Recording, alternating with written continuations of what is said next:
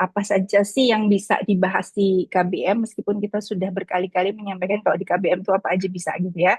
Yang penting perspektifnya adalah perspektif yang KBM seperti itu. Jadi kalau dari saya sih nggak usah lama-lama ya, selamat menikmati Research Week 1 minggu ke depan ini ya, 3 hari terutama gitu. Makasih banyak juga untuk yang hari ini akan tampil, ada Mbak Kosto, makasih sudah bantuin untuk menavigasi forum hari ini, ada Haris dan juga Nova. Terima kasih banyak Kak. Kembalikan.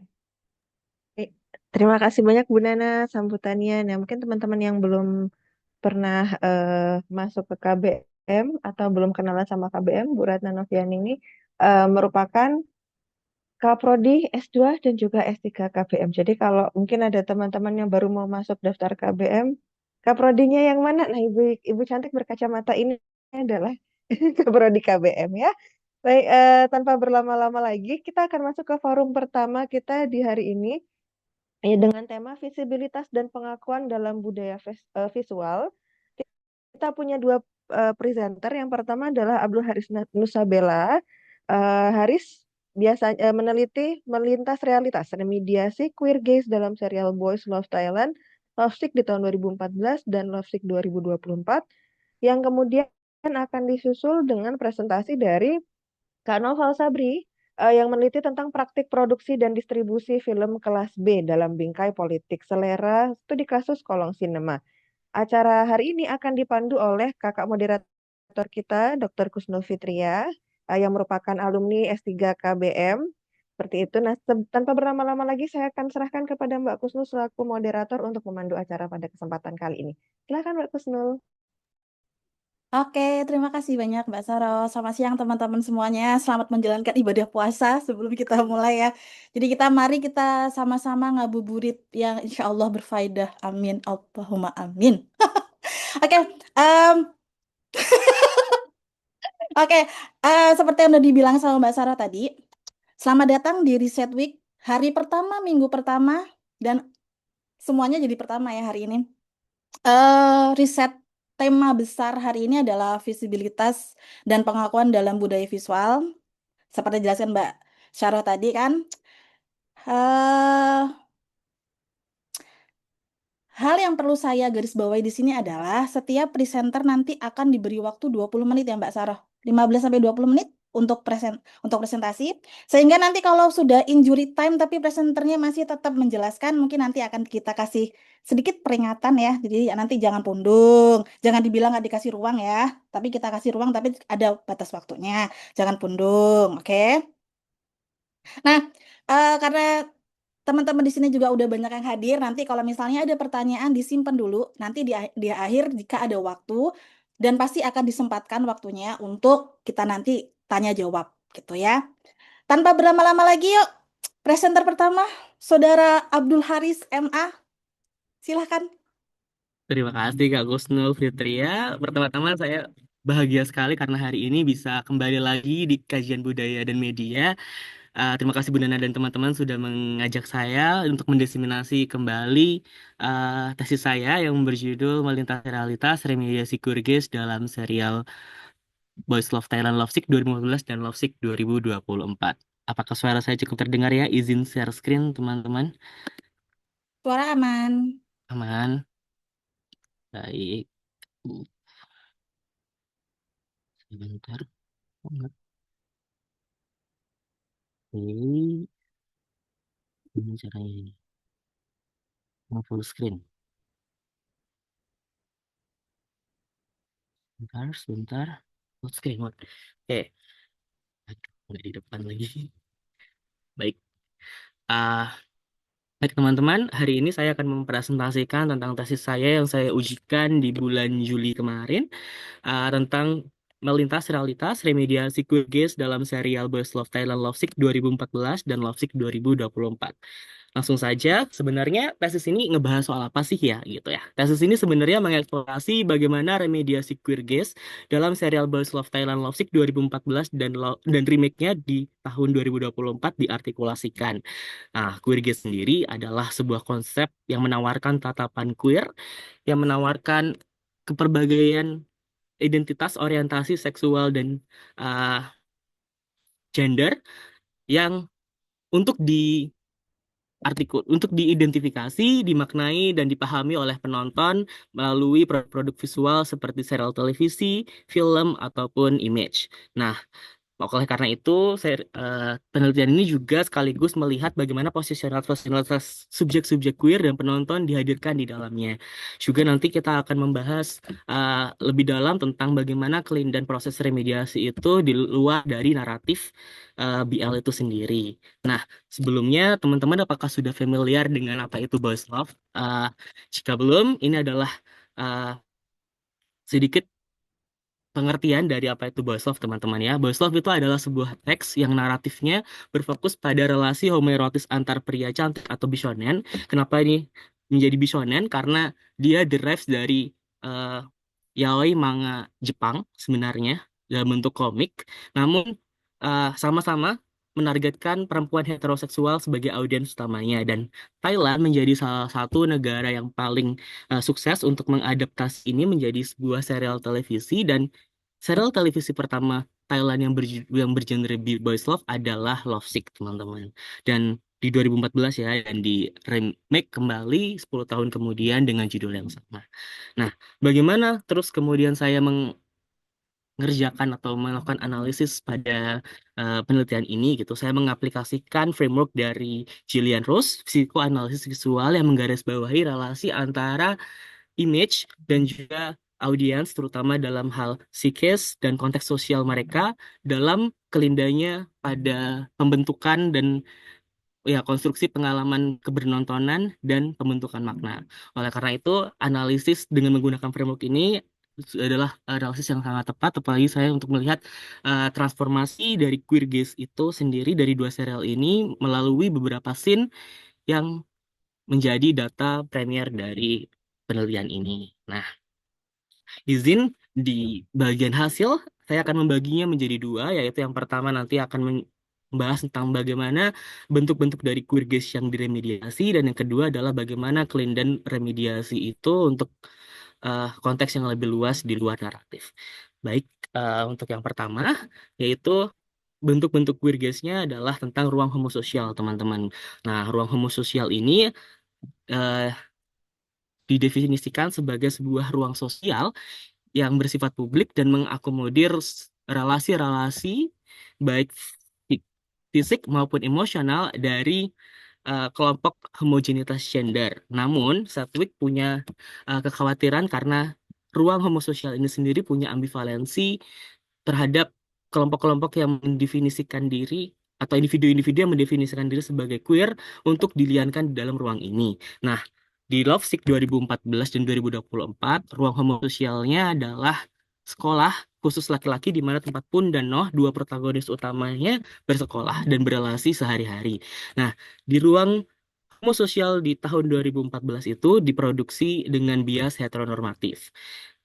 Ah, Konsekuensinya adalah orang ini kemudian mereproduksi pelianan dan ketakutan kepada subjek transpuan yang eh, ekspresi gendernya itu visible. Sementara untuk mereka karakter-karakter yang dihadirkan sebagai karakter yang gay, mereka juga punya tantangan yang sama, yaitu mereka harus beradaptasi dan merepresi hasrat seksual mereka eh, di ruang ini, dan kemudian akhirnya harus mencari ruang-ruang privat untuk mengartikulasikan hasrat-hasrat seksual tersebut. Berbeda dengan ruang sosial di tahun 2014 yang bias heteronormatif itu, di tahun 2024 ruang homososialnya menjadi lebih inklusif, teman-teman. Ini ditandai dengan eh, di, diperluasnya lagi ruang-ruang artikulasi relasi yang tidak terbatas pada emosional dan juga fisik tadi, namun ke juga ruang-ruang yang seksual. Jadi ekspresi-ekspresi hasrat seksual juga bisa diartikulasikan di sini. Sederhananya mereka semua di situ banyak yang berpacaran gitu, teman-teman ya. Nah, kemudian eh, ruang homososialnya juga melebar nggak cuma di sekolah, tapi di ruang-ruang publik lainnya seperti restoran, atau di sini ada Siam Paragon seperti itu di dalam serialnya. Nah, baik, selain ruang homososial, teman-teman, ada juga bentuk lain dari queer gaze-nya, yaitu keintiman queer yang diprovide oleh cara kamera menghadirkan mereka. Nah, keintiman queer sendiri itu merujuk pada segala bentuk relasi queer yang tidak terbatas pada relasi yang seksual, namun juga fisik, emosional, bahkan intelektual. Nah, di sini saya menghadirkan contoh dari dua serial ini, dua scene yang sama, yaitu scene di mana Noh membantu Pun untuk mengoleskan ointment, salep kepada Pun, ya. Dan di Opsik 2014, kamera itu memposisikan dirinya sebagai mata ketiga. Nah, mata ketiga ini apa terus konsekuensinya? Konsekuensinya adalah mereka memberikan jarak yang cukup antara subjek-subjek queer dan juga penonton, di mana penonton di sini akhirnya menjadi uh, dalam posisi sebagai pengamat yang melihat relasi-relasi queer atau queer yang ada di dalam serial itu sebagai sesuatu yang baru, lian, dan tidak biasa. Nah, eh, perasaan-perasaan atau identifikasi-identifikasi ini kemudian juga diamini oleh bagaimana kemudian Pun dan Noh hadir di situ, di mana bisa kita lihat di Lovesick 2014 ini bagaimana Noh kemudian merasa aneh, merasa jijik, awkward gitu ya. Ini sesuatu yang baru buat saya misalnya untuk melakukan ini bersama laki-laki misalnya. Nah, berbeda dengan Lovesick 2014, Lovesick 2024 justru menghadirkan kamera sejajar dengan mata subjek queer. Nah, konsekuensinya dari posisionalitas ini adalah kita sebagai penonton diajak untuk engage dengan apa yang mereka lakukan gitu. Dan ini membuka celah untuk objektifikasi karena kita juga ikut menghasrati apa yang subjek-subjek queer ini lakukan. Sama seperti yang saya hadirkan di dalam contoh ini, kita akan dihadirkan bagaimana badannya si Pun dia expose di sini dengan baik ya, ekspresi sangenya juga, mohon maaf, izin.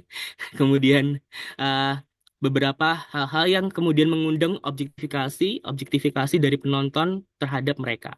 Nah, sebenarnya uh, baik Lovesick 2014 dan Lovesick 2024 sama-sama akhirnya melegitimasi posisi antara subjek-subjek queer dan juga penonton, di mana subjek-subjek queer dijadikan sebagai object of the gaze-nya, sementara penonton itu adalah subject of the gaze. Lanjut, selain dari dua hal tadi, bentuk-bentuk dari queer gaze tadi itu bisa kita lihat dari tubuh queer yang dikonstruksi sedemikian rupa dengan performativitasnya yang sangat cair dan menggabungkan maskulinitas yang hybrid dari soft masculine dan juga hegemonic masculinity yang kemudian hadir seperti yang sebelah kanan ini, teman-teman. Dia cantik tapi ganteng, ganteng tapi cantik gitu ya. Kita nggak bisa bilang ini setampan maskulinitasnya kayak yang sebelum-sebelumnya karena ini bisa diidentifikasi sebagai baik itu cantik maupun ganteng gitu. Tapi kita tahu pasar terbesar dari boys love itu sendiri adalah perempuan heteroseksual di mana mereka mendambakan sosok laki-laki yang memang soft masculine dan punya performativitas yang cukup untuk membuat fantasi mereka terpenuhi. Nah, itulah kenapa eh, saya bilang di sini adalah straightening the queer gitu. Jadi ada upaya untuk menstraight menstraightkan queer gitu ya. Dan tapi sebenarnya apa pun yang mereka lakukan dalam tubuh queer ini eh, adalah upaya bagi industri untuk menjadikan tubuh-tubuh queer atau aktor-aktor ini sebagai komoditas visualnya mereka dan juga menjadi fetish of pleasure bagi penontonnya. Nah, next kita lanjut ke bagaimana kemudian proses remediasi uh, berkelindan dengan hal-hal di luar itu dan membuka kesempatan bagi banyak kepentingan di luar naratif ya. Yang pertama adalah bagaimana kemudian proses remediasi ini, uh, oke, izin, proses remediasi dulu ya. Proses remediasi ini sebenarnya teman-teman menitik beratkan pada perubahan atau transformasi dari aparatus medianya. Jadi seperti yang ada di sini, di 2014 itu kita ditayangkan di televisi, kemudian media lama televisi ini bertransformasi ke media baru di platform streaming digital AKY misalnya ya dalam konteks ini. Nah, mereka punya logik hypermediasi dan imediasi. Nah, dua logiknya remediasi ini memberikan pengalaman seamless yang personal dan berbeda dari TV yang terbatas oleh sensor dan regulasi ketat dari pemerintah dan bias heteronormativitas. Jadi ketika dia hadir di televisi, bias-bias heteronormativitas itu masih tetap dijaga supaya mereka bisa tetap tayang di televisi. Sementara ketika dia hadir di platform seperti EKI, mereka bisa dengan leluasa menghadirkan keintiman-keintiman, adegan-adegan yang mungkin tidak lulus sensor di saat hadir di televisi, namun ketika hadir di uh, platform streaming digital karena dia punya pengalaman yang sangat personal dan seamless tadi dan segmented sekali audiensnya, jadi dia bisa dengan bebas uh, dihadirkan di sana. Nah, bentuk remediasi yang seperti ini itu sebenarnya membuka ruang yang lebih longgar bagi subjek-subjek queer untuk mengidentifikasi diri dan juga hadir di dalam media visual dan juga membuka dan memfamiliarisasi politik identitas queer pada audiens yang lebih luas karena ini di mainstream ke global audience ya teman-teman. Nah, namun nggak boleh senang dulu ya teman-teman karena ada kemungkinan lain yaitu bagaimana kemudian industri-industri seperti GMM, Tia, Domundi, Beyond Cloud yang saya hadirkan di sini itu sebenarnya sama kalau misalkan kita tahu SM, JYP ataupun apa Hype gitu ya di Korea itu akhirnya menggunakan proses remediasi serial BL ini untuk menjadikan eh, menghadirkan ruang aman bagi serial-serial ini untuk terus menjadi komoditas mereka dan mendapatkan keuntungan yang lebih besar dari eh, spread out-nya ke global audience gitu teman-teman. Tentu saja ini ada celah untuk memonetisasi segala bentuk dan produk-produk yang ada dan menjadi ikutan dari serial Boys Love itu ya secara luas gitu. Nah, ini sebagai eh, conclusion saya juga adalah kemungkinan yang terakhir bagaimana kemudian remediasi serial Lovesick ini menjadi salah satu contoh tentang bagaimana remake serial BL menjadi dengan teknologi media yang lebih baru merupakan strategi untuk mempopulerkan serial ini kepada audiens yang lebih luas. Nah, strategi ini itu juga membangun kedekatan yang semakin personal antara naratif relasi queer dengan audiens global. Nah, dalam posisinya yang seperti ini, pemerintah Thailand juga akhirnya ikut menunggangi eh, familiarisasi dan popularitas Boys Love ini dan menjadikannya sebagai soft power dan membawa keuntungan gak cuma material maupun juga keuntungan politis bagi negaranya. Nah, mungkin itu dari saya. Apapun teman-teman semuanya, kalau misalkan ada diskusi lain selain ini nanti bisa didiskusikan di akhir atau bisa menghubungi saya melalui sosial media yang ada di sini. Terima kasih, saya kembalikan kepada Kak Kusno. Terima kasih Haris untuk presentasinya. Tepat waktu banget. Untuk selanjutnya, researcher kedua, presenter kedua, Noval, apakah sudah bersedia menunjukkan dirimu di sana? Oke, Oke, silakan. sebentar ya. Share screen. Ya. Waktunya sama ya, Noval sekitar 20 menit. Oke. Apakah kelihatan? Sudah aman semuanya. Oke. Ah, sebentar. Selamat siang semuanya. Jadi sekarang aku bakal presentasiin penelitian yang kemarin aku jadikan tesis judulnya Praktik Produksi dan Distribusi Film Kelas B dalam Bingkai Politik Selera, Studi Kasus Kolong Sinema. Nah, sebenarnya film kelas B itu apa sih? Jadi kalau secara istilah ya, film kelas B itu muncul di era Hollywood tahun 1930-an, di mana saat itu produksi film dibagi film kelas A dan film kelas B gitu. Dan sesuai namanya film kelas A itu kayak film-film yang tinggi-tinggi gitu, film-film komersial yang tinggi, sedangkan film kelas B adalah film yang standarnya di bawah kelas A. Standar kayak gimana sih? Ya standar yang terutama dalam hal budget. Jadi film kelas B itu dibuat dengan budget seadanya. Karena budget seadanya, otomatis waktu produksi juga jadi lebih singkat, durasi film juga lebih singkat. Kemudian pemain dan kru yang terlibat itu adalah mereka yang kurang berpengalaman gitu. Nah, karena keterbatasan-keterbatasan ini, akhirnya film yang tercipta itu kayak punya estetika tersendiri gitu, yang unik gitu lah ya.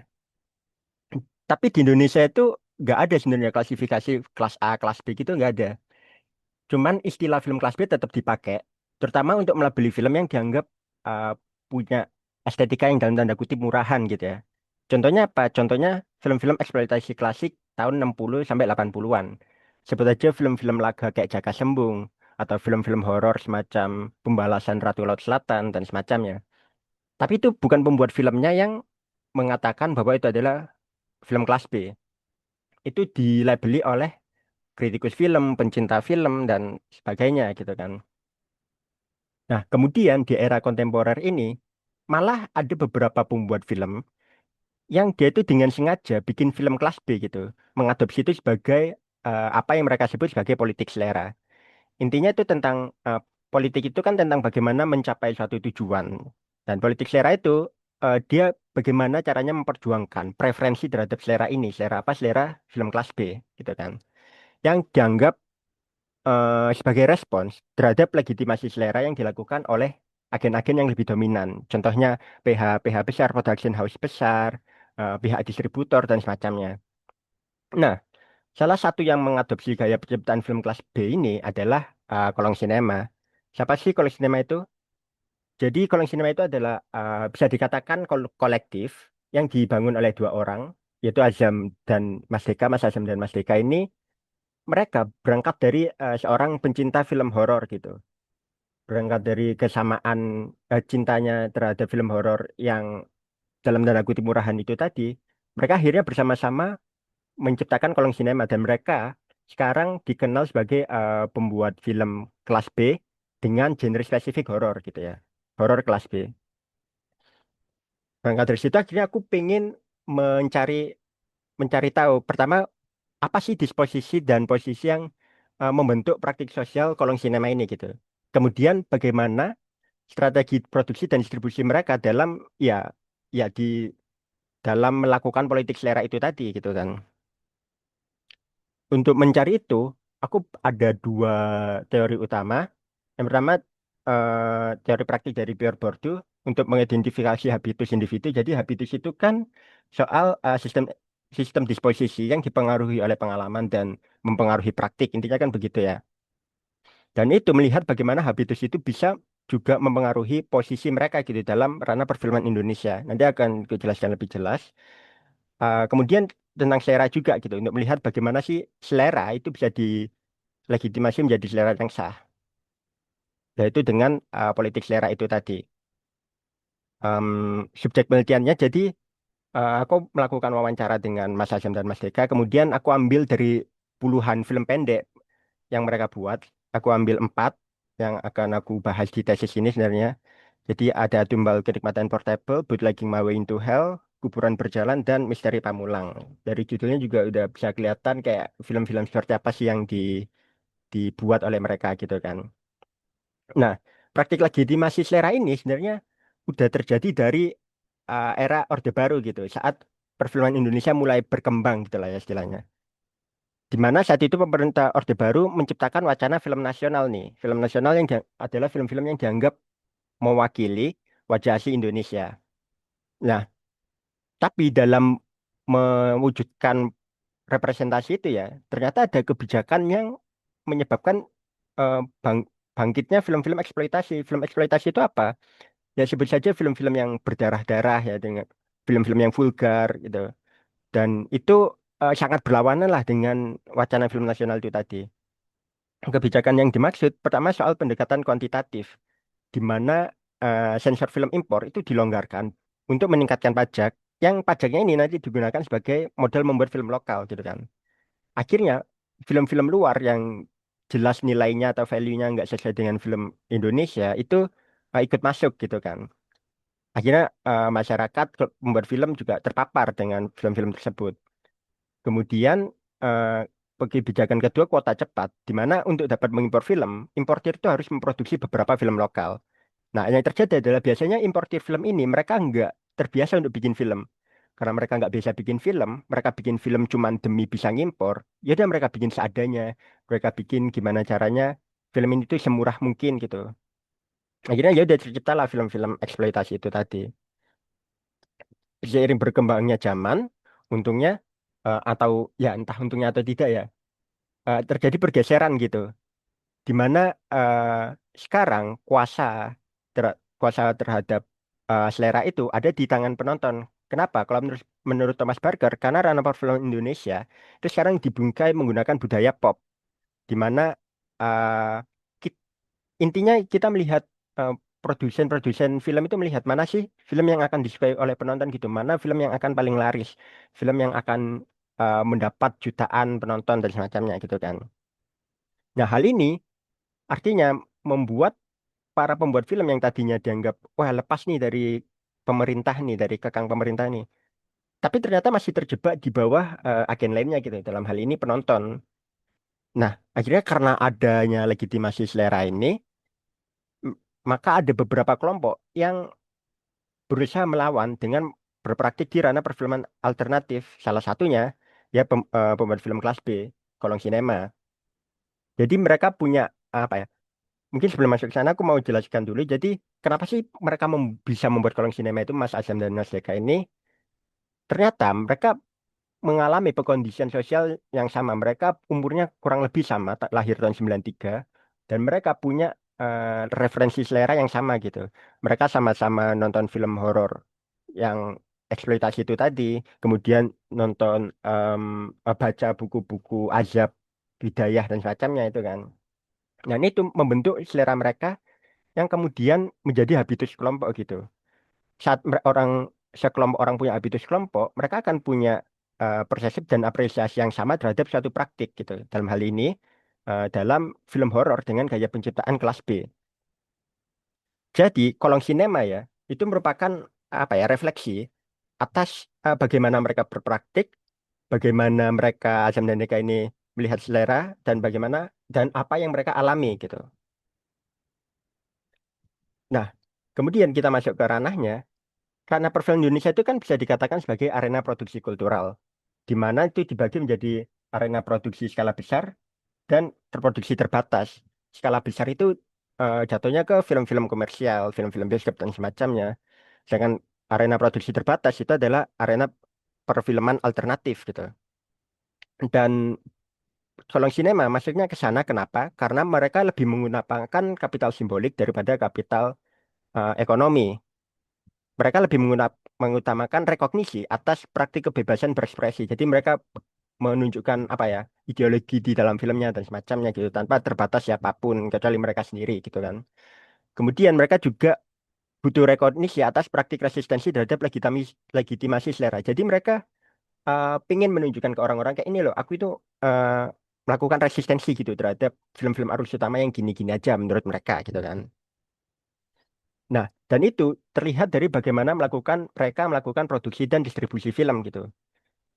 Dari sisi produksi misalnya, itu ada tiga temuan yang aku simpulkan. Pertama, mereka konsisten untuk mengemulasi aspek naratif dan audiovisual film kelas B.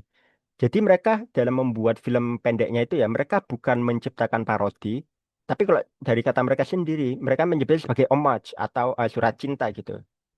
Contohnya misalnya saat mereka membuat film yang terinspirasi dari seri Termehek-mehek kalau kalian ingat. Itu mereka kan seri Termehek-mehek itu salah satu ciri khasnya adalah editingnya yang over the top gitu loh. Nah, dalam menciptakan film pendek versi mereka, mereka nggak mau yang berlebihan sampai jadi parodi gitu. Mereka tonton lagi mana nih bagian yang lebih sering dikasih efek petir misalnya atau di zoom in, zoom out dan semacamnya. Jadi mereka benar-benar harus apa ya, stay true gitulah kepada referensinya. Kemudian mereka juga mengemulasi dan meredefinisi semangat di balik pembuatan film kelas B. Jadi semangat pembuatan film kelas B itu ada dua. Pertama tentang kebebasan berekspresi. Kedua tentang bagaimana semua orang itu bisa membuat film tanpa limitasi budget gitu kan. Nah, yang pertama benar mereka bebas berekspresi. Tapi tidak mereka meredefinisi limitasi budget itu tadi. Maksudnya gimana? Jadi saat orang lain bilang film kelas B itu tentang siapapun bisa bikin film gitu kan. Dengan uang 5.000 juga bisa bikin film. Nah, kalau sinema nggak mau kayak gitu. Kenapa? Karena mereka punya prinsip lain. Salah satunya, mereka pengen bisa mensejahterakan kru dan pemain yang terlibat dalam filmnya. Otomatis, mereka harus memberikan bayaran gitu, fee sesuai dengan rate mereka masing-masing, aktor mereka masing-masing. Beda dengan film kelas B pada umumnya yang ya udah se, se dibayar gratis, dibayar makan gitu doang. Nah, jadi ada redefinisi di situ. Jadi Jadi tetap butuh modal pada akhirnya untuk kolong sinema bikin film itu. Kemudian yang terakhir mereka itu udah mengalami pemarginalan gitu dari fase produksi. Contohnya saat mencari kru. Saat nyari kru itu misalnya nyari kameramen. Ada ada beberapa penolakan yang menganggap bahwa film ini nggak bakal sukses nih, ngapain aku mau ikut produksi dengan kalian gitu. Itu kan udah salah satu pemarginalan yang terjadi gitu. Kemudian dari versi dari distribusi pun juga ada kesulitan gitu ya, terutama saat dulu mereka belum punya nama. Akhirnya mereka dulu melakukan pemutaran mandiri, bikin pemutaran sendiri, mempromosikan sendiri dan semacamnya gitu. Tapi seiring dengan akumulasi kapital yang bertambah, akhirnya opsi kanal distribusi bertambah juga. Ada pemutaran film alternatif di festival film, contohnya terakhir mereka menayangkan film di JAV kemarin terakhir. Lalu juga saat COVID kemarin sempat beberapa filmnya tayang di platform OTT seperti bioskop online yang sekarang kayaknya udah nggak ada ya, dan platform-platform lainnya gitu. Nah, strategi distribusi ini menunjukkan adaptabilitas mereka dalam mempertahankan dan meningkatkan posisinya sebagai pembuat film yang dimarginalkan. Dan mereka itu tetap mengutamakan akumulasi kapital simbolik. Jadi dalam distribusi mereka tetap pilih-pilih gitu, mana yang sesuai dengan visi mereka. Dan contohnya adalah saat ini. Ini aku ambil satu contoh. Saat mereka mendistribusikan Bootlegging My Way into Hell yang melalui JAV, Festival JAV, di mana saat itu harus melewati proses penyensoran oleh LSF. Nah, LSF menganggap film ini antara dipotong beberapa adegan filmnya atau diberi rating 21 plus karena ada beberapa adegan yang berdarah gitu, lah, adegan berdarah gitu. Dalam hal ini, kalau diberi rating 21 plus, studionya bakal dipindah sendiri, pisah dengan film-film lainnya, dan ada ya keharusan-keharusan lainnya lah ya. Akhirnya mereka memilih rating 21 plus gitu. Nah, dalam hal ini, LSF itu bisa dikatakan sebagai otoritas penjaga moral gitu. Menentukan mana film yang layak dan mana yang enggak. Masalahnya, batas antara layak dan enggak ini kabur. Kenapa? Karena aturannya aja, aturan tertulisnya aja itu sangat arbitrer gitu, sangat ya terserah orang menginterpretasinya gimana. Akhirnya tergantung dari tenaga sensor masing-masing. Yang yang mana lagi-lagi tenaga sensor ini terpilih gitu kan. Nggak semua orang bisa jadi tenaga sensor. Ada syaratnya, minimal umur berapa, minimal pendidikan bagaimana, dan segala macam. Yang akhirnya upaya upaya penyensoran ini juga merupakan legitimasi selera kelas tertentu. Jadi karena nggak semua orang bisa jadi tenaga sensor gitu ya kan. Kemudian uh, selain selain karena penyensoran itu tadi, halangan mereka juga muncul dari logika pasar yang dianut oleh pihak distributor, eksibitor film gitu. Seperti bioskop-bioskop pada umumnya. Bioskop saat menayangkan film itu mereka pasti lebih mengutamakan film-film dari PH besar gitu kan, karena dianggap untung, dianggap penonton akan banyak gitu ya kan. Nah, itu yang membuat apa ya, terjadi legitimasi selera lagi nih dari sisi eksibitornya, kayak melihat mana film yang bakal laku ditayanginya lama, kalau film yang nggak bakal laku, film dari independen atau semacamnya itu dikasih layar dikit dan waktu tayang sebentar. Jadi dari sini kita melihat bahwa distribusi kolong sinema itu bukan bentuk kebebasan, tapi ya negosiasi gitu dari keterbatasan yang dialami. Dan akhirnya di situ aku melakukan rekontekstualisasi pada politik seleranya Eki Imanjaya, di mana Mas Eki Imanjaya itu mengatakan bahwa politik selera saat itu di era, jadi Mas Eki Imanjaya itu meneliti film-film eksploitasi tahun 60, 80, 90-an, yang mana saat itu politik selera adalah ketegangan antara negara, distributor nasional, dan pembuat film Indonesia gitu kan. Saat ini kita udah lebih ke soal negara melalui LSF, rumah produksi rumah produksi melalui bagaimana mereka melihat selera penonton, dan pembuat film yang punya ideologinya sendiri gitu. Jadi em- inti utama dari empat inti utama dari penelitianku ini adalah aku melihat bagaimana kolong sinema ini punya habitus kelompok yang disebabkan oleh kondisi sosial yang sama, yang akhirnya membuat mereka memposisikan diri di ranah perfilman alternatif gitu, di mana mereka menamakan akumulasi kapital simbolik. Kemudian dari strategi produksi menemukan tiga hal, yaitu bahwa mereka konsisten mengumulasi film kelas B, redefinisi semangat dibaliknya, serta menunjukkan bagaimana secara mereka itu dimarginalkan. Kemudian dari distribusi menunjukkan bahwa mereka itu menegosiasikan posisi mereka sebagai pembuat film kelas B yang dimarginalkan dan ditantang oleh selera lain melalui praktik penyensoran dan penerapan logika pasar. Sekian dari saya. Terima kasih.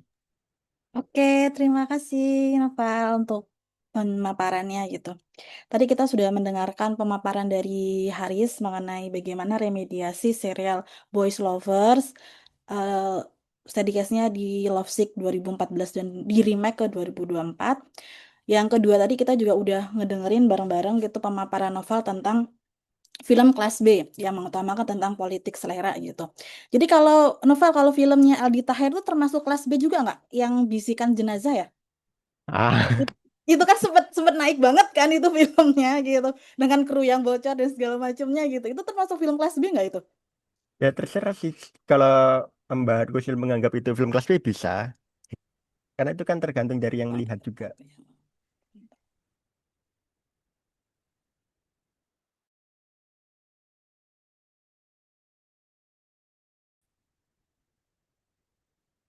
Oh, sorry, sorry. Aku yang terpental ya? Iya, tadi sempat nge-freeze sebentar Kak Kusnul. Iya, gitulah ya namanya wifi. Unstabil, oh nggak stabil. Oke, sekarang kesempatan buat teman-teman semuanya. Di sini ada sekitar 22, kalau diambil sama 3 berarti sekitar 18 orangan. Mungkin ada yang mau nanya, kalau nggak ada yang nanya, saya yang nanya gitu maksudnya. Oh ada, oh semangat banget sih. Berikan saya kesempatan untuk menanya gitu. Tapi baiklah, kita simpan dulu. Silakan buat yang mau menanya siapa? Ada 2 orang di sini, ada Rahadi dan Rahmawati. Silakan, pertama siapa? Rahadi, silakan. Oke, terima kasih Mbak Husnul. Saya tertarik tadi dari 2 pemaparan tadi, terutama pada pemaparan dari Mas Novel ya terkait dengan bagaimana film B ya. Oke, ini baru pertama kali saya mendengar istilah film B gitu. Karena biasanya saya lebih banyak melihat dari perspektif kalau di sinema itu ada istilahnya itu third cinema ya. Itu di third cinema itu kan munculnya ya memang di Amerika Latin ya, dominasi Amerika di film-film Amerika Latin itu mereka menganggap bahwa keberadaan film-film Amerika Latin itu dianggap sebagai apa ya anak buangan, sehingga mereka perlu melakukan sebuah alternatif baru, entah itu dari pembuatan filmnya, cerita yang diambil, terus juga terkait dengan distribusi film gitu. Jadi bisa dibaca, ada salah satu buku atau tulisan tuh punyanya Solanas itu yang Toward atau Cinema itu menarik. Jadi dari penelitian yang sudah dilakukan ini menjadi menarik ketika ada ada upaya naik kelas gitu. Jadi otomatis ketika dia itu mendefinisikan atau Mas Novel mendefinisikan bahwa yang dilakukan oleh apa tadi grup filmnya tadi apa namanya Kolong lupa saya. sinema. Kolong sinema, yang dilakukan kolong sinema itu adalah representasi dari film kelas B. Dan ketika dia naik ke JAV, kita tahu sendiri JAV itu kan juga apa namanya acara yang bergengsi lah. Ya, kemarin di Jogja juga gede-gedean banget kan JAV kemarin, bahkan di beberapa lokasi dia. Artinya di sini ada semacam redefinisi atau dia pengen menunjukkan eksistensi ataukah mereka dari kelas B pengen naik ke kelas A gitu. Yang pertama. Karena ada upaya-upaya kalau kita melihat dari perspektif saya menggunakan third cinema ya, atau mungkin third cinema ini nanti sama dengan apa namanya film kelas B. Mereka akan menggunakan jaringan mereka sendiri. Mereka akan menggunakan apa namanya istilahnya kalau tadi menggunakan virtue, menggunakan habitusnya mereka sendiri. Misalkan kalau di Malang gitu, Di Malang itu ada yang namanya MAFI. Ya, ada MAFI mungkin Mas Novel tahu, kebetulan saya dari Malang. MAFI itu yang ngadain kebetulan adalah kelompok studi apa namanya film gitu yang ada di UMN ya setiap tahun. Ya melalui itu dan melalui jalan MAFI itu bagaimana film-film lokal itu diakomodir entah itu film pendek fiksi, film panjang ataukah film dokumenter di situ. Tidak berupaya untuk masuk ke yang tanda tangannya itu tadi tanda petik tadi yang JAF yang tinggi itu. Jadi di sini um, saya tertarik melihat bahwa oh ternyata ada upaya-upaya resistensi kalau melihat saya melihat ada upaya resistensi dan menunjukkan eksistensi bahwa kelas B itu bisa naik loh di kelas A mungkin apa seperti itu gitu. Terima kasih dari saya Mas Nova. Oke, terima kasih Mas Rahadi untuk pertanyaannya gitu. Kita simpan dulu ya, Mas Noval. Kita lanjut ke penanya kedua, Mbak Rahmawati. Silakan, Mbak. Ya, terima kasih, Mbak. Pertanyaannya untuk Mas Haris. Tadi menarik sekali pemaparannya. Saya penasaran dengan saat Mas Haris menyebutkan ini sebagai bentuk soft power ya, Mas. Dan ada dukungan dari negara gitu untuk hal tersebut. Nah, ketika tadi juga disebutkan ini mirip dengan industri K-pop seperti itu. Jika melihat yang terjadi di K-pop itu mereka dijadikan ikon atau simbol untuk pariwisata ya. Jadi setiap ada pariwisata itu selalu mereka yang dimasukkan ke dalam situ gitu. Atau misalkan ketika membumingkan Seoul sebagai ibu kotanya juga artis-artis K-pop yang dimasukkan. Nah, bagaimana dengan artis-artis BL yang tadi Mas Haris sebutkan, apakah soft power yang dimainkan atau dimanfaatkan oleh pemerintah Thailand seperti itu juga atau sejauh mana mereka menggunakan itu? Terima kasih. Terima kasih, Mbak Rahmawati. Saya memberikan kesempatan kepada satu orang lagi. Mungkin ada yang mau bertanya? Kalau tidak ada, mungkin saya yang akan bertanya ya. Nanggung ya, gitu. Saya pengen nanyanya ke Mas Haris sih. Saya tertarik banget tadi ketika Mas Haris bilang mengenai remediasinya, terutama mengenai ruang ya, mengenai ruangnya gitu.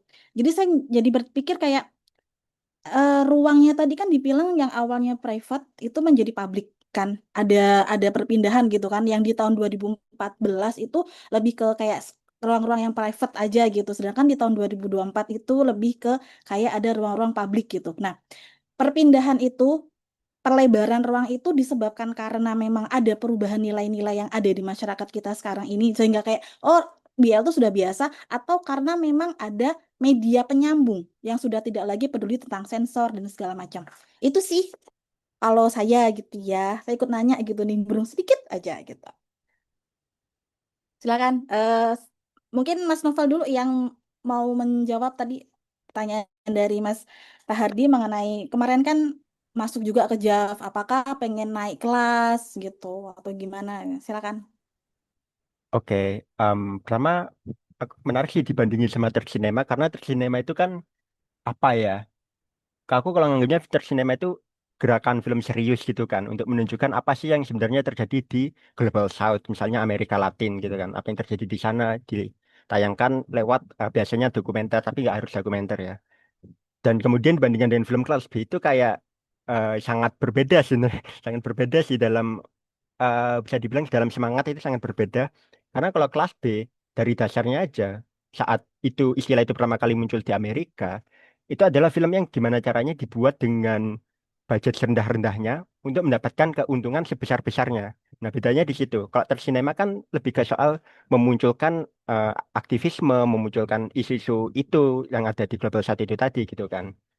Nah, kemudian bagaimana si kolong sinema ini mereka apakah mau naik kelas atau gimana? Aku sempat, saya sempat bertanya kemarin waktu wawancara, apakah pinginnya film kelas B ini setara dengan film kelas A atau bagaimana? Mereka bilangnya mereka nggak mau menggantikan film kelas A dengan film kelas B, dianggap film kelas B di atas film kelas A gitu. Enggak. Tapi yang mereka perjuangkan di sini adalah bagaimana film kelas B ini, yang film yang dianggap kelas B, karena filmnya dianggap murahan atau semacamnya, itu hadir bersama film kelas A gitu, bersama film-film komersial lainnya. Itu punya kesempatan yang sama misalnya di bioskop komersial gitu, punya kesempatan yang sama di festival-festival dan semacamnya gitu. Untuk festival independen mungkin film-film kelas B ini udah mulai muncul ya, udah banyak hadir bersama meskipun masih di kotak-kotakan, dibikin programnya sendiri gitu, film kelas B sendiri, satu program sendiri gitu kan. Biasanya dengan judul Outside the Box atau semacamnya. Tapi kalau di film komersial kan masih jarang ya kita melihat film kelas B di komersial tuh yang punya kesempatan yang sama. Kemarin sempat ada film dan tanda kutip film kelas B yang bisa masuk bioskop, tapi cuman kayak 3 hari kemudian turun karena ya memang gak ada yang nonton juga, cuman kayak itu harapan dari ininya aja sih, dari kolong sinemanya seperti itu, kayak agar memiliki kesempatan yang sama gitu. Jadi bukan menggantikan tapi setara lah hadir gitu. Oke, oke, menarik. Eh, Memang ini ya, apa problematikanya itu adalah apa namanya lebih ke distribusi dan publikasi sebenarnya. Permasalahan di kelas B kan itu ya. Mereka selalu akan menghadirkan layar-layar independen gitu, apa namanya screening ya, screening Mhm. independen gitu. Tapi yang juga pernah saya lakukan ketika saya melihat ada potensi nih, ketika bioskop memberikan ruang ke film-film indie, saya mengatakan indie, ya, akhirnya ya jatuhnya pada lebih ke sewa akhirnya. Jadi istilahnya dulu saya pernah ke Cinepolis gitu ya, booking 1 hari Cinepolis, satu kursi tiketnya harganya berapa, ya sudah tuh kita ya nobar tapi di bioskop lah, jadi Hmm. agak lebih dalam tanda kutip lebih elit lah gitu ya, walaupun di situ kita tidak melihat dari aspek ekonomis ya, sebenarnya mau kita juga di situ yang mengeluarkan uang sendiri, kita yang nyewa-nyewa bioskop, kita yang di situ. Jadi ya memang problematisasinya di kelas B itu sekarang masih seperti itu ya. Ya ada ruang lain sih sebenarnya gitu. Tapi menarik hasil apa namanya risetnya tadi yang menunjukkan bahwa ada upaya sebenarnya, upaya dari kelas B itu untuk bisa dalam tanda kutip ya diterima di ruang ruang distribusi dan publikasi di kelas A gitu, karena memang kan jalur masuknya sudah berbeda gitu. Terima kasih Mas Nopal. Sama kasih juga. Oh, udah mau nambahin lagi Mas Novel? Nggak, sudah. Oh, cukup, cukup, cukup. Haris Ya, sudah gak silakan. sabar itu. Eh, ya, harus mukanya udah tegang itu, udah kayak mau terjun dari lantai 10 gitu. Mohon maaf ya, saya nggak on kamera karena sinyal saya Empat. tuh naik turun kayak nafas. Oke, silakan Haris. Untuk pertanyaan pertama tadi berkaitan dengan soft power, apakah Baik, logika K-pop dimasukkan juga ke dalam logikanya BL oleh pemerintah Thailand? Singkatnya kayak gitu deh. ya. Baik, terima kasih Kak Rahma atas pertanyaannya. Sebenarnya itu juga sudah pernah disinggung dengan Thomas Baudinet ya, waktu itu saya pernah ikut salah satu kuliah umumnya di Jepang tentang tourism, bagaimana kemudian dinas pariwisata Thailand pakai Thai Amazing Thai kalau nggak salah ya namanya itu, tapi di tahun 2020-an kalau nggak salah, karena sebenarnya saya tadi cari eh, video komersialnya yang ada beberapa kapal kayak Birkin PP, terus Net James, itu mereka punya satu series gitu, durasinya sekitar 8 sampai 10 menit. Itu isinya adalah campaign tentang promosi eh, Thai tourism gitu. Tempat-tempat, kota-kota, makanannya. Ya, sama seperti K-pop idols punya cara untuk mempromosikan Seoul dan tempat-tempat di Korea juga ya, karena memang sebenarnya eh, K-pop dan Thailand itu K-pop itu juga share the same logic sebagai industri budaya gitu. Dan sekarang juga Thailand juga udah lagi banyak nggak cuman ke BL tapi juga ke eh, musiknya yang lebih ini, ada boy band dan girl band dan yang lainnya. Tapi untuk soft power memang sudah sampai ke situ Kak, dan bahkan banyak fans-fans BL itu yang kemudian datang ke Thailand hanya ingin napak tilas destinasi-destinasi yang dulu pernah dijadiin tempat syuting dari BL itu. Misalnya dia fansnya Bilkin PP, dulu pernah ada I Told Sunset About You itu di Chiang Mai. Nah, mereka akan pergi ke Chiang Mai karena dia ingin uh, mengenang, ingin merasakan experience yang sama gitu. Dan itu juga pernah dilakukan oleh Thomas Bowden juga. Uh, di presentasinya kemarin dia juga bilang bahwa mostly orang-orang atau fans-fans itu datang ke Thailand karena dia adalah fans BL gitu. Dan itu juga dimanfaatkan eh, kemudian oleh pemerintah karena devisa negaranya juga cukup besar dari BL ya, triliunan gitu. Nggak tahu kalau sekarang berapa, yang pasti juga lebih besar gitu. Itu sih mungkin eh Kak Rahma untuk soft power itu. Ya, terima kasih Haris. Jawabannya sudah cukup jelas.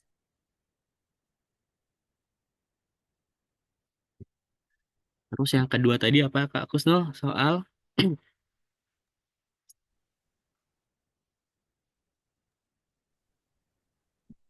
ruang, boleh diulangi lagi nggak Kak ya? Eh, in, suaraku jelas nggak sih? Sinyalku soalnya naik turun banget ini.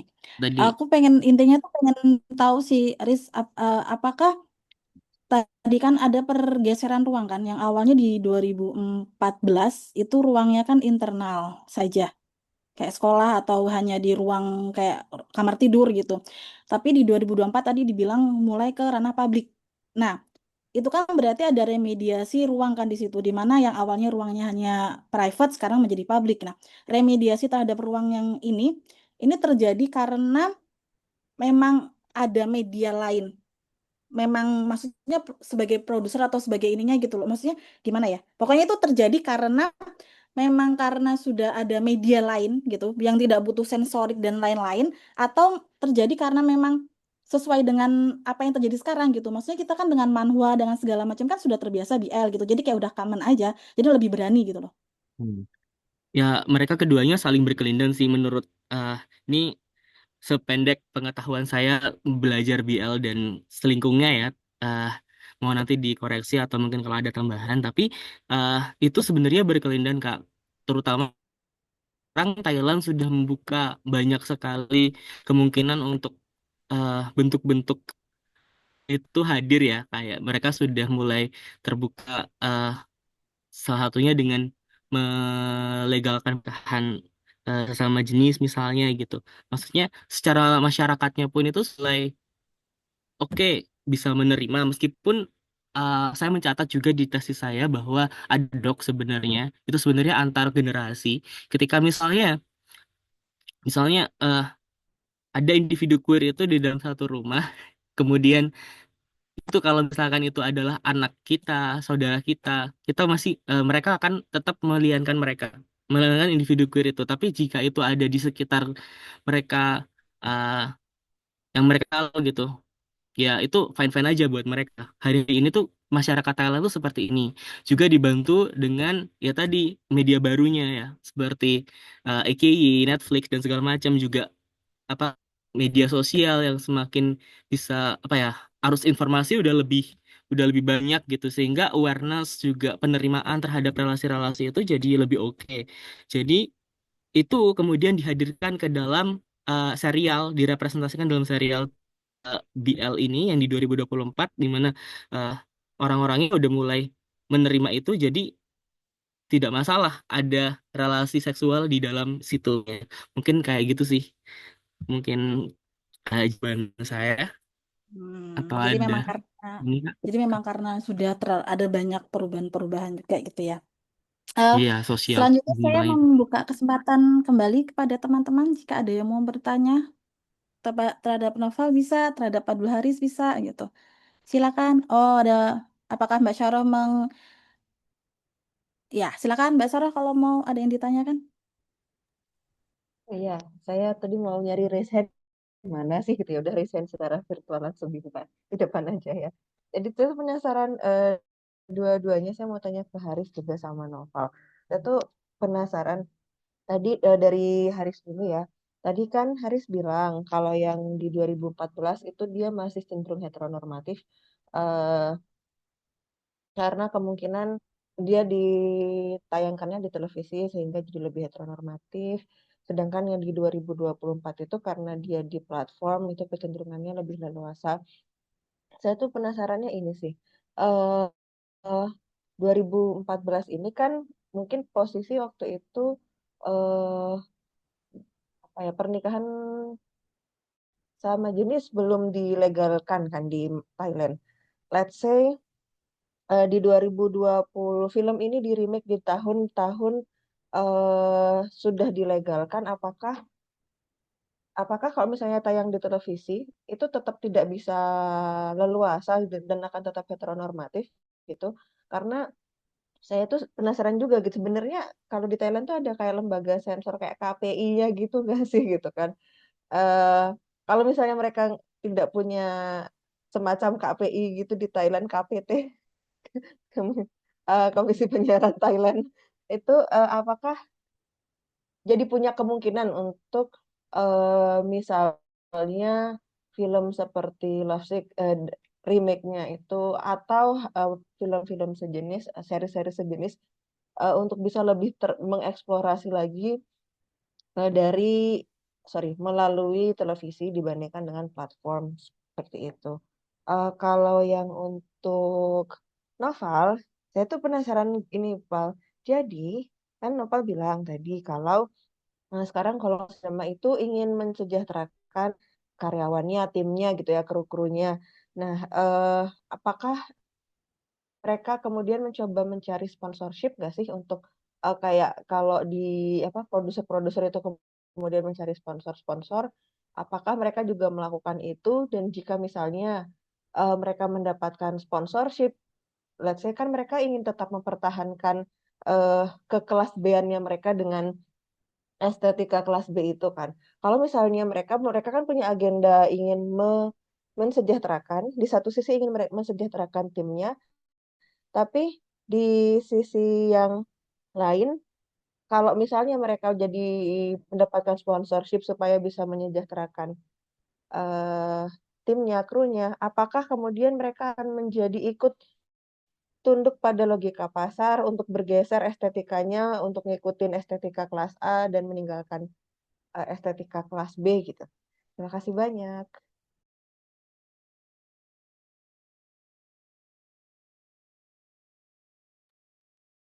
Baik, terima kasih. Ini di kolom chat sepertinya ada yang mau bertanya. Mungkin bisa langsung bertanya aja Mbak, nggak apa-apa biar maksud dan tujuannya itu tercapai. Karena terkadang bahasa tulisan dan bahasa lisan itu berbeda makna gitu. Mungkin bisa langsung ditanyakan aja. Di sini ada Mbak Patricia.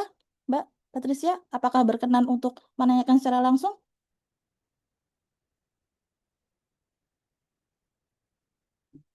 Oh, oke, tidak.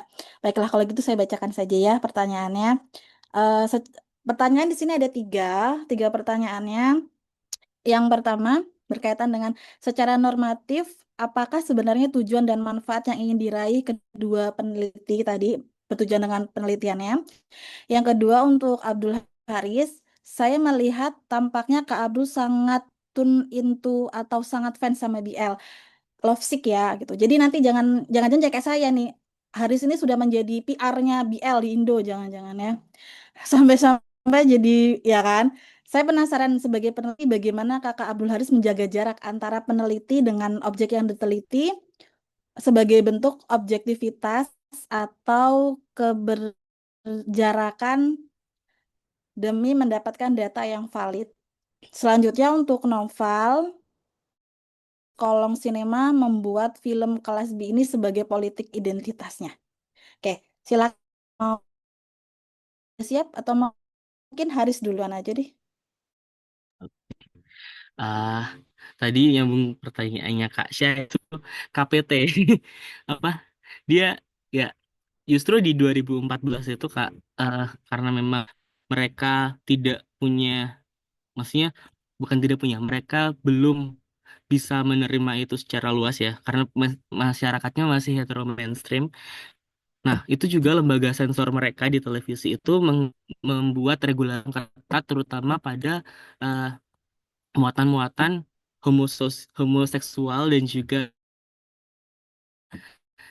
Nah, itulah kemudian yang menyebabkan Taufik pada awal hadirnya di televisi itu mengadopsi lakon kayak sinetronnya Thailand gitu dalam presentasinya. Makanya ada karakter-karakter lain seperti karakter-karakter yang perempuan itu pacar-pacarnya mereka, Yuri sama siapa nggak tahu lupa namanya ya itu untuk menjaga heteronormativitas tadi dan untuk eh, apa namanya agar mereka bisa lulus sensor. Nah, negosiasi yang lain yang dilakukan itu mereka juga apa ya menggunakan platform-platform kayak YouTube di zaman itu untuk membuat eh, versi unsensor gitu. Jadi supaya itu memang tidak hadir di televisi gitu karena saat itu televisi memang sangat eh, big no ya sama relasi-relasi yang homoseksual kayak gitu, homoerotis dan segala macamnya.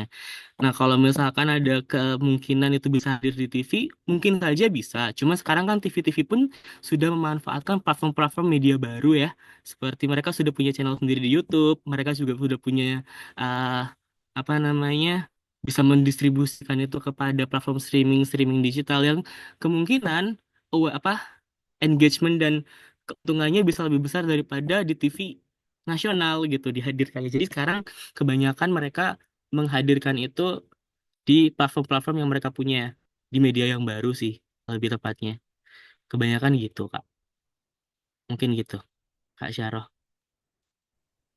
Oke, gimana Mbak Syarul? Apakah mau menambahkan? Nggak ada sih, saya sebenarnya coba penasaran Thailand punya komisi penyiaran Thailand atau enggak itu tadi sih. Terima Ada. kasih. Oke, berikutnya mungkin Haris bisa langsung suka menjawab ini mengenai sebenarnya tujuan dan manfaat yang ingin diraih apa sih gitu. Terus selain itu juga kan karena Haris sangat merayakan BL gitu kan, sangat suka sama Ya, BL, sehingga kan cenderung jadi PR ya, jadi PR-nya gitu. Jadi bagaimana cara untuk mendapatkan data itu agar agar valid gitu. Silakan. ya. Terima kasih pertanyaannya ya. Sebenarnya tujuan saya sebenarnya juga berawal penelitian ini berawal dari sebenarnya ketidaksukaan saya sebenarnya pada serial Boys Love hari-hari ini, terutama di 2020 sampai sekarang sampai 2026 gitu ketika mereka sudah tidak lagi punya agenda-agenda untuk memberikan edukasi tentang relasi-relasi queer dan sudah mulai banyak mengkomodifikasi itu sebagai produk industri dan mencapai keuntungan itu Kak. Jadi dengan penelitian ini sebenarnya sih eh, saya ingin menawarkan banyak sekali perspektif tentang bagaimana BL Thailand dan industrinya melalui Lovesick 2014 dan 2024 yang kebetulan satu-satunya yang di remake sama Thailand ya sampai hari ini gitu. Itu sebagai salah satu fenomenanya gitu. Tapi sebenarnya poin pentingnya adalah untuk menunjukkan kepada pembaca bagaimana sebenarnya secara selama 10 tahun ini industri dan juga apa ya lingkungan dari industri hiburan dan juga BL di Thailand itu tuh bertransformasi dan kemudian menawarkan banyak uh, opportunity, tidak hanya membuka ruang kepada kelompok-kelompok queer untuk hadir dan menjadi politik identitas mereka, tapi juga ternyata ada seperti yang tadi saya sebutkan, bagaimana industri-industri hiburannya seperti ya agensi-agensi itu kemudian menjadikannya jadi komoditas dan mendapatkan keuntungan, kemudian bagaimana negara menungganginya sebagai sebuah salah satu alat jadi uh, of power kayak gitu sih. Jadi lebih kritis dan dalam lagi aja dan itu juga jadi posisional saya. Saya memang merayakan karena memang saya suka sekali dengan Boys Love. Saya akui saya penggemar. Cuman itu tadi penelitian ini karena penelitian ini datang dari kegelisahan saya dan saya mencoba untuk menumpahkan kegelisahan saya itu dan menjadikannya tesis ya hari ini saya presentasikan Kak. Mungkin itu bisa menjawab ya atau Ya, mungkin ada pertanyaan lain mungkin yang belum. ada tambahan dari Mbak siapa tadi yang nanya? Mbak Patricia? Jika belum, mungkin Mas Novel silakan untuk menjawab pertanyaannya mengenai pertama apa sih tujuan dan manfaatnya. Terus selain itu juga apakah bisa gitu kehadiran kolong sinema ini disebut sebagai politik identitas mereka gitu. Silakan. Aku jawab yang Kak Syaro tadi dulu ya, yang soal sumber dana tadi. Karena itu menurutku menarik. Jadi em, sumber dananya mostly itu dari tiga. Pertama tabungan mereka sendiri, ya, ya nggak usah dijelaskan lah ya. Yang kedua itu dari crowdfunding atau urun dana. Crowdfunding itu dari jadi dia share di media sosial ke fans-fansnya mereka, ada fansnya, mereka ke fans-fansnya mereka kayak ini kita mau bikin film ini nih. Kalian kalau mau ngasih segini dapat ini, kalau ngasih segini dapat baju, segini dapat ini gitu-gitulah. Nah itu, nah yang paling menarik adalah yang ketiga, di mana saat mereka dapat uang dari pihak ketiga, dari eksekutif produser, dari production house lain dan semacamnya. Salah satunya adalah Kumparan Plus waktu itu pernah menawarkan juga eh, kita mau ini bikin platform streaming baru nih, tolong bikinin film buat platform itu. Nah, dalam hal itu, si kolong sinema itu pilih-pilih. Mereka nggak mau milih eh, pihak ketiga yang membatasi ekspresi mereka, membatasi selera mereka gitu. Nah, kalau Kumparan ini mereka ngajak bikin film karena Kumparan udah tahu kalau kolong sinema adalah pembuat film yang ya em, kelas B lah, udah tahu gayanya gimana. Akhirnya saat kolong sinema ini bikin film, nggak ada kayak dibatasin gitu. Jangan kayak gini ya, jangan kayak gini, jangan kayak gini. Nggak ada, bener-bener dilepas. Nah, kayak gitu yang dicari oleh kolong sinema. Dan mereka juga sering, ya beberapa kali lah, menolak ajakan untuk membuat film meskipun dibayar.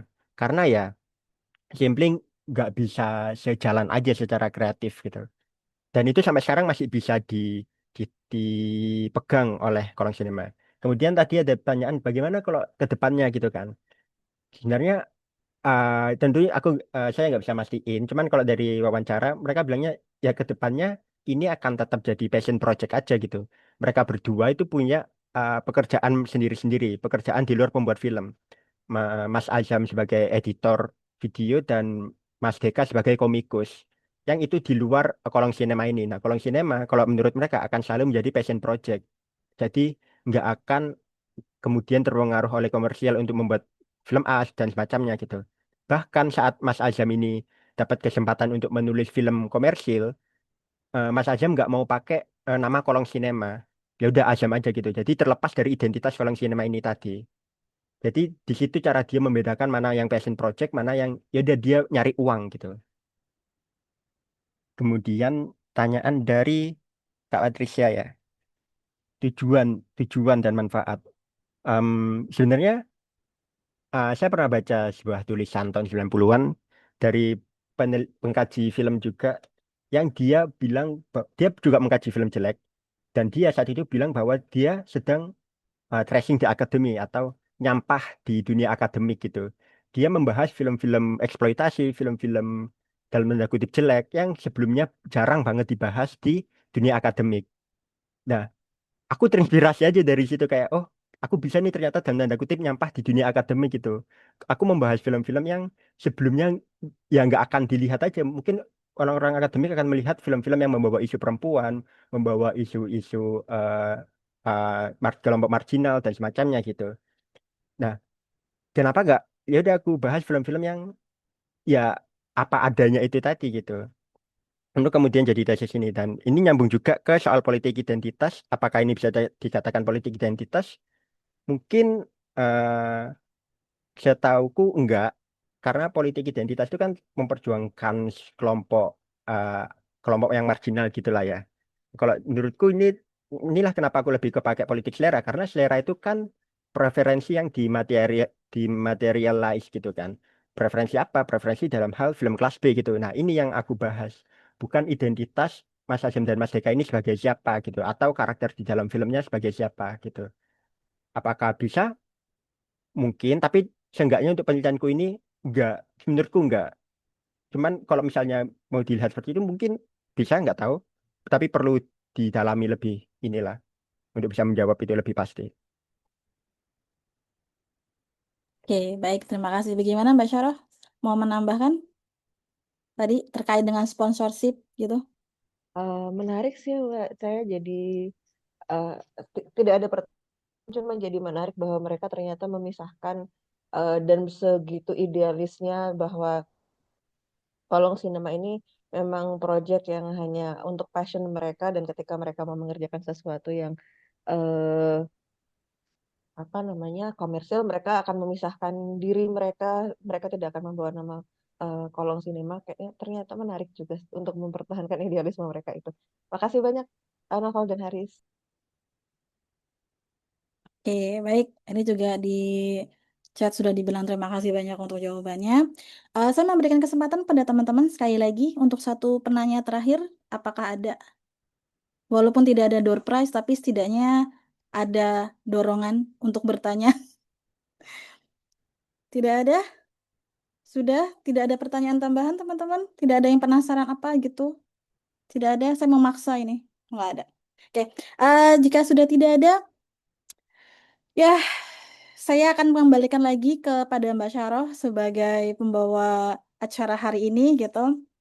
Sebelum saya kembalikan ke Mbak Syarah, terlebih dahulu saya ingin ngomongin bahwasanya jika budaya masih digunakan untuk membedakan antara saya, kamu, saya suka, saya tidak suka, saya suka ini, saya kelas A, saya kelas B, mungkin hal yang paling baik, hal yang bisa kita lakukan adalah kita memahami bagaimana mekanisme kerjanya, sehingga kita bisa lebih mengetahui, lebih bisa bukan toleransi ya, lebih bisa bernegosiasi terhadap kelas-kelas yang diciptakan karena budaya itu gitu. Padahal kan budaya kan digunakan untuk ya untuk kehidupan kita sehari-hari tidak lepas dari budaya. Sekian, silakan Mbak Sarah, terima kasih banyak. Terima kasih banyak Mbak Kusno, Haris, dan Noval yang hari ini sudah melakukan presentasi, sudah memaparkan kemarin penelitiannya tentang apa. Teman-teman yang mungkin sebenarnya punya pertanyaan tapi malu untuk disampaikan via eh, forum, boleh untuk menghubungi Kak Haris dan Kak Noval secara pribadi gitu ya, nanti untuk bertanya-tanya. Sebelum saya tutup event kali ini, saya boleh minta tolong teman-teman untuk on cam nggak? Untuk kita berfoto bersama secara virtual. Mbak Rahma, halo. Di mana Mbak Rahma? Kampus, oh Mas Hadi. Kan teman-teman boleh on cam? Oke, baik. Saya hitung sampai 3 ya. 1, 2, 3. Sekali lagi, 1, 2, 3. Terima kasih banyak. Nah, teman-teman, sebelum kita tutup acara hari ini, saya ingin mengingatkan bahwa acara forum kita kali ini baru sesi pertama dari Research Week. Kita masih punya sesi kedua di hari kedua dan hari ketiga. Di hari kedua nanti di hari Rabu, tanggal 25 Februari 2026, masih sama di pukul 13.00. Kita akan ngobrol tentang menyiasati jebakan platform demokrasi dengan Kak Angga dan juga Kak Epifani. Kemudian nanti di hari Jumat kita akan ngobrol tentang praksis dekolonial ruang media bersama dengan Kak Zahra dan Kak Fauzi. Itu di hari Jumat tanggal 27 Februari sama masih di jam 1 sampai jam 3 waktu Indonesia Barat. Demikian teman-teman semuanya, terima kasih banyak sudah hadir pada kesempatan kali ini. Senang sekali bisa bertemu dengan teman-teman semuanya, mungkin yang sudah lama nggak ketemu, dan juga yang masih penasaran, mungkin belum masuk KBM, dan penasaran KBM itu neliti apa sih? Boleh join, jangan lupa di hari kedua dan di hari ketiga. Terima kasih banyak semuanya. Sampai jumpa. Selamat melanjutkan puasanya untuk yang melaksanakan. Dadah. Selamat siang.